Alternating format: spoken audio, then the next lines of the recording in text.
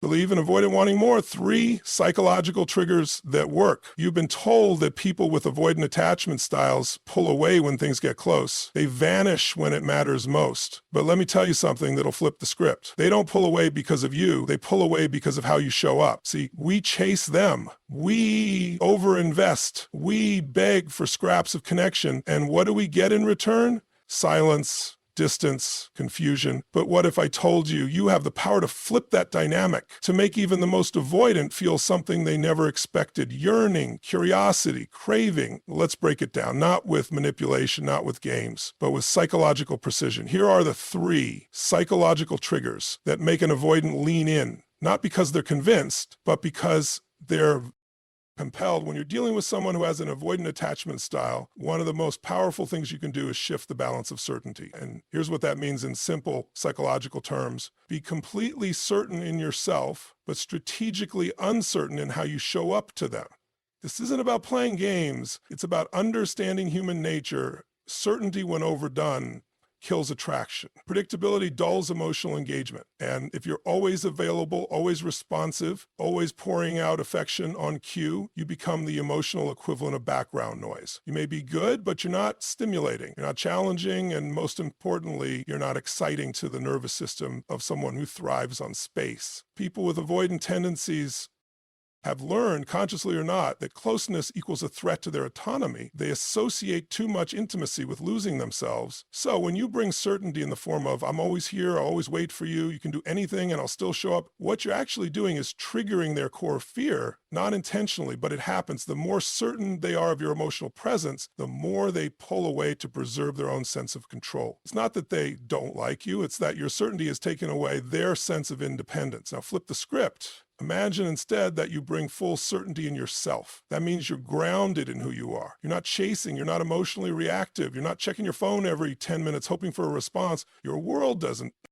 support them. You have purpose, direction, standards, you're emotionally self-sufficient. That's the foundation. And from there, you introduce just a bit of uncertainty, not in a manipulative way, but in a way that reflects healthy boundaries. Maybe you don't reply immediately. Maybe you don't always initiate the conversation. Maybe you skip the good morning text one day, not out of spite, but because you're busy living your life. What this creates is tension. And tension, when it's handled with intention, builds attraction. The avoidant mind is subconsciously wired to respond to gaps, to wonder, to pull forward when there's a slight lean back. That's when their thoughts begin to shift. Why aren't they texting like before? Did I say something? Are they losing interest? Now, instead of running from you, they're analyzing your energy.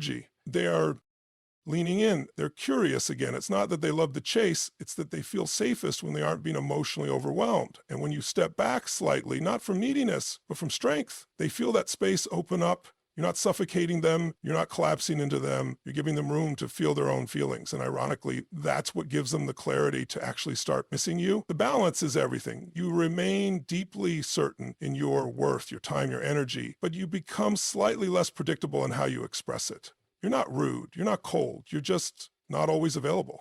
You're selective. That creates contrast. That makes your presence feel valuable. And when you do show up, when you do give affection or engage in connection, it lands hard. It means more.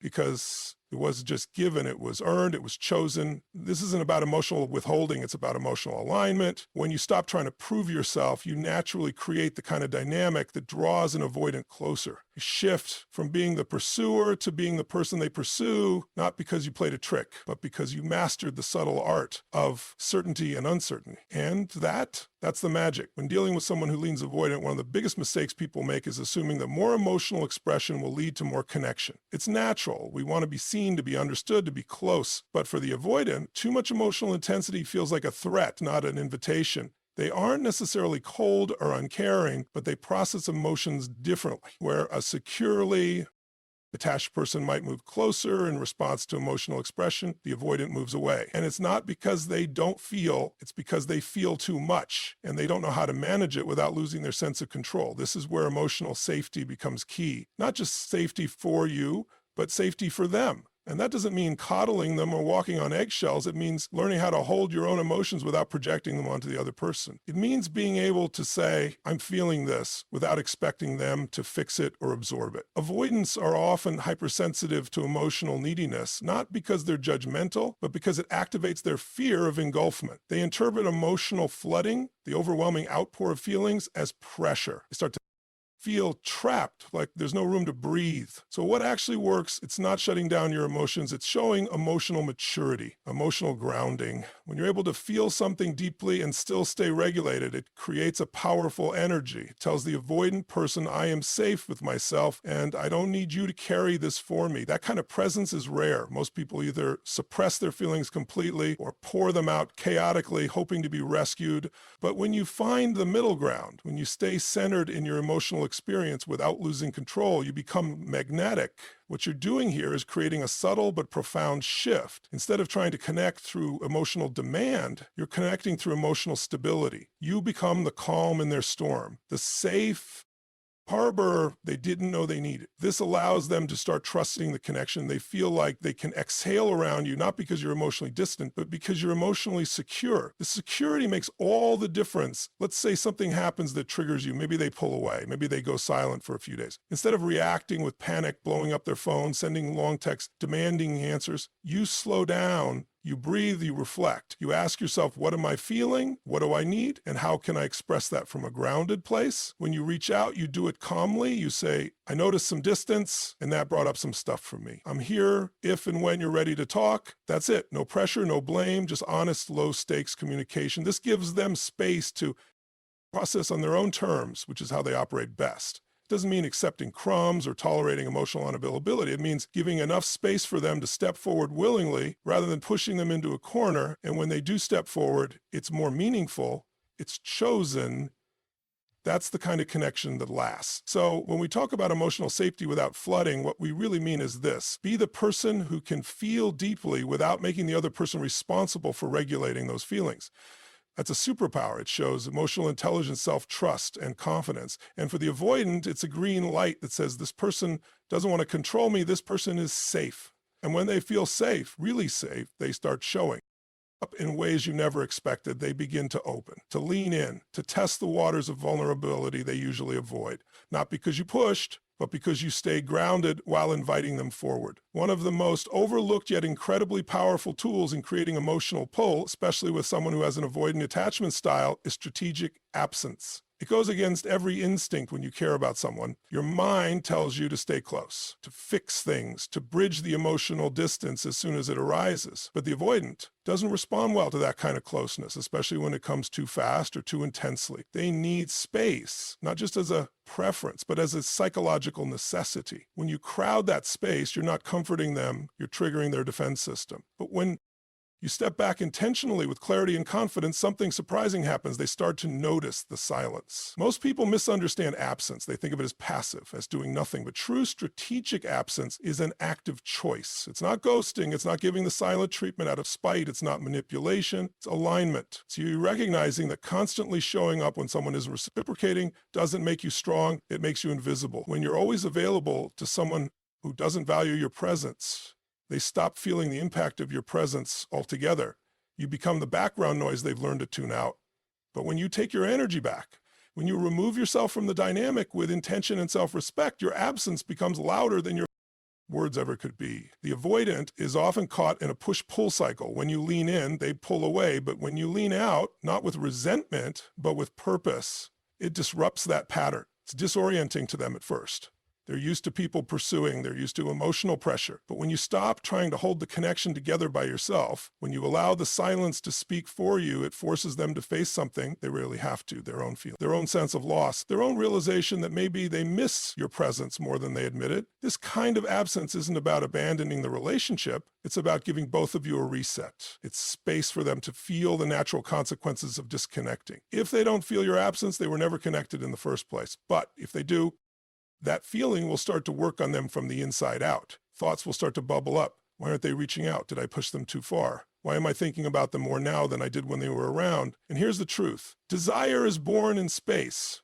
When someone is always in front of you, there's no room for mystery, no room for reflection. But when they step back with strength it invites curiosity. The mind fills in the gap. That's when the avoidance starts to lean forward, not out of guilt, but out of a renewed sense of interest. Because you're no longer just another person chasing them, you've become someone with self-respect.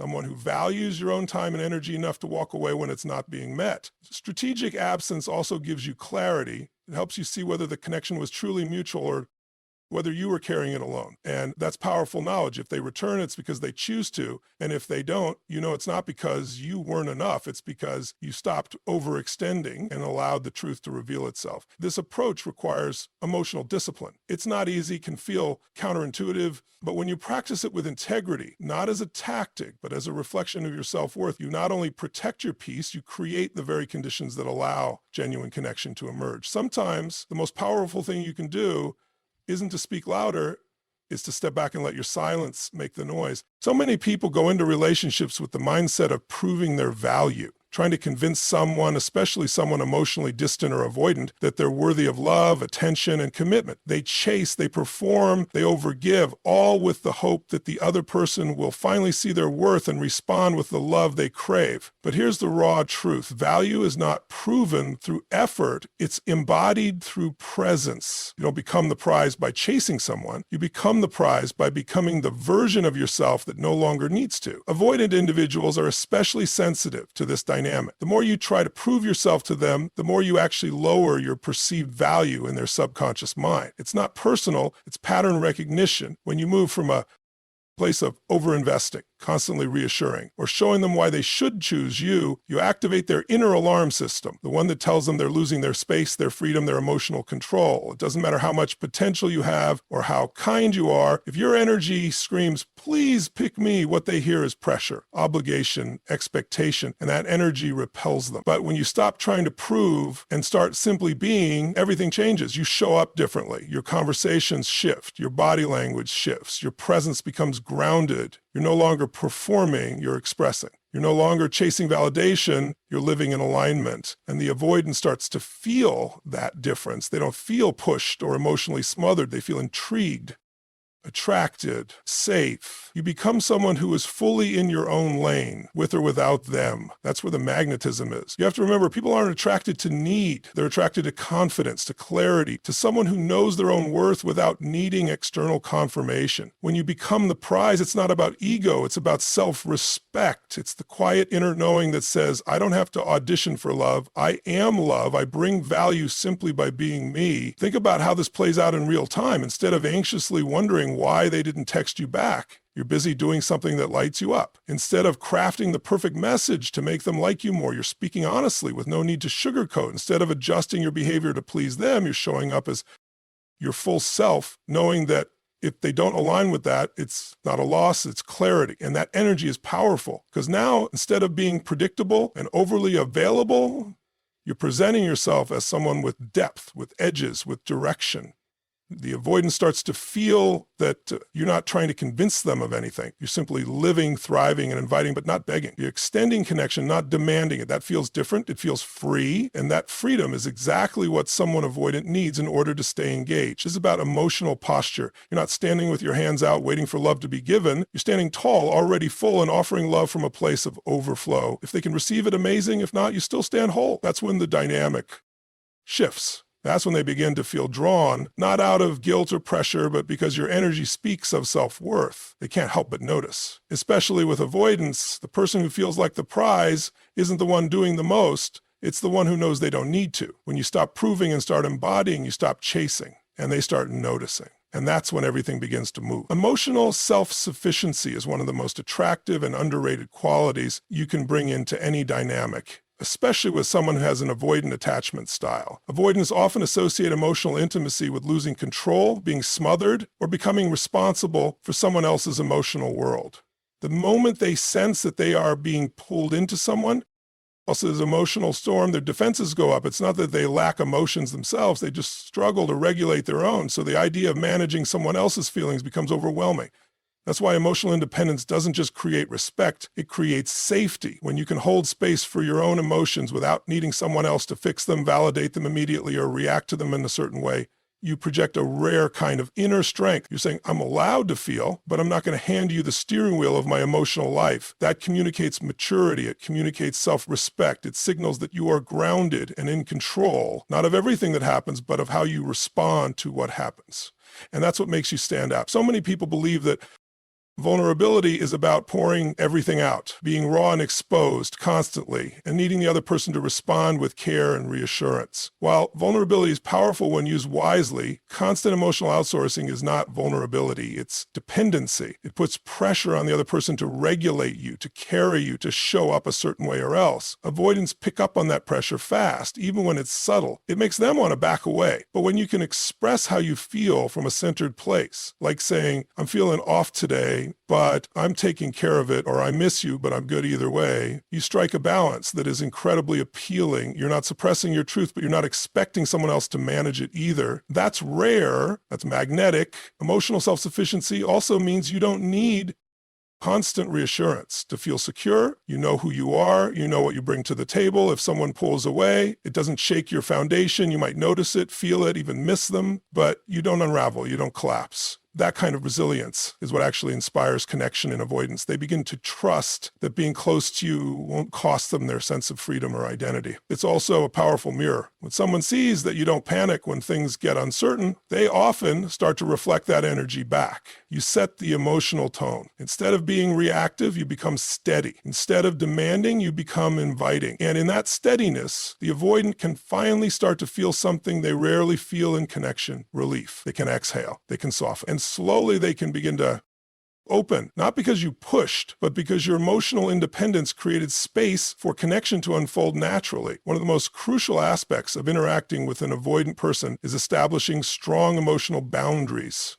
This doesn't mean putting up walls or becoming distant. It means defining your own emotional limits in a way that fosters respect and maintains attraction. When you allow someone to consistently cross your boundaries without consequences, you unintentionally teach them that you don't value yourself enough to protect your emotional space. Avoidants who value autonomy and freedom are often drawn to people who have clear boundaries because it signals strength and self-respect. By standing firm on what you will and won't tolerate, whether it's excessive emotional withholding, lack of communication, or inconsistency in effort, you not only protect your own well-being, but you also inspire respect from the avoidant. When they see that you won't bend or compromise your values just to keep the peace, they will begin to view you as someone who is worthy of their time and energy. This creates a dynamic of mutual respect where both people can feel emotionally safe and valued, which ultimately fosters attraction. When dealing with someone who has an avoidant attachment style, it's essential to embrace patience and give the relationship time to evolve at its own pace. Avoidants need space to process their emotions and come to their own conclusions about intimacy and connection. Trying to rush or force emotional closeness can lead to resistance and push them further away. Instead, by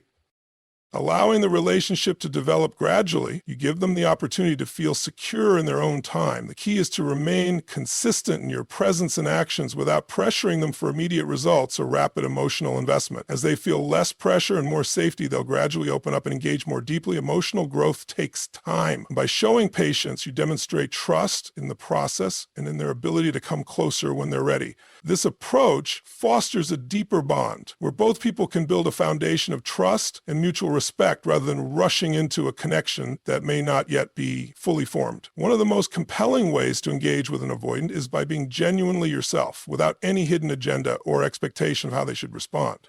Authenticity is magnetic because it's rooted in confidence and self-assuredness. Avoidants are highly attuned to any form of manipulation or hidden motives, and if they sense that someone is being inauthentic or has an underlying agenda, they will instinctively pull away. However, when you show up as your true, unfiltered self, without trying to be someone you're not to win their approval, you allow them to see your real character, not just an idealized version of it. This allows space for genuine connection to form. You're not trying to change who you are to make them feel comfortable or earn their love. You're simply offering your most authentic self. This, in turn, allows them to feel more comfortable being themselves around you. In a dynamic with an avoidant, this is crucial because they are more likely to be drawn to someone who is genuine and who can comfortably stand in their own truth without constantly seeking reassurance or approval. Subtle curiosity is one of the most powerful psychological triggers when it comes to sparking interest, especially in someone with an avoidant attachment style. Avoidants aren't typically drawn to deep emotional conversations right away.